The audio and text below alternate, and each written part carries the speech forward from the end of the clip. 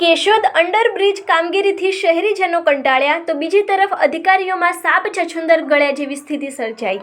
જૂનાગઢ જિલ્લાના કેશોદ શહેર ખાતે આશરે 4 વર્ષથી ચાલતા અંડરબ્રિજ કામગીરી હજુ અધૂરી છે, ત્યારે રોજ નવી ઘટના બનતી રહે છે અને આજે વહેલી સવારે અંડરબ્રિજ બંને છેડે લગાવેલા હાઇટ બેરિયરમાં એક તરફ રોલર ઘૂસી જતા અટવાયું હતું, જેમાં સામેની તરફથી આવતી બેંકની પૈસા ભરેલી ગાડી પર તે ભારેખમ બેરિયર પડતા ગાડીમાં મોટું નુકસાન થયું હતું।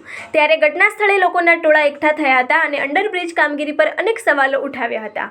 તો બોલેરો ગાડીની જગ્યાએ જો કોઈ મોટરસાયકલ અથવા નાનું વાહન પસાર થયું હોત તો જાનહાનિ થવાની પૂરી સંભાવના હોત, ત્યારે તેની જવાબદારી કયા અધિકારીઓ લેતા તેવા સવાલો પણ ઉઠ્યા છે। ત્યારે શહેરીજનો દ્વારા રોષ સાથે એવી માંગ પણ ઉઠી છે કે જો અંડરબ્રિજ સમયસર વ્યવસ્થિત ચાલુ ના કરાવી શકતા હોય તો તેણે ફરીથી પૂરી દેવો હિતાવહ રહેશે।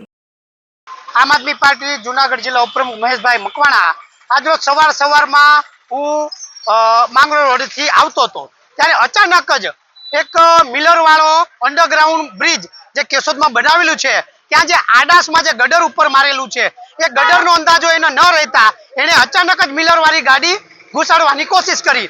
આ ગાડી ઘુસાડવાની કોશિશ કરી એટલે ધડાકાભેર ઉપરથી ગટર પડવાના હિસાબે કુદરતી રીતે શાસક પક્ષોની આજ સદભાગ્ય કહેવાય કે કોઈના માથે ન પડ્યું। ત્યાં બરાબર કોઈ બેંકનું 4 વ્હીલ જઈ રહ્યું હતું પૈસા ભરીને, એના ઉપર ગટર પડ્યું એટલે પછવાડે જે 2 વ્હીલ વાળા હતા તે બચી ગયા।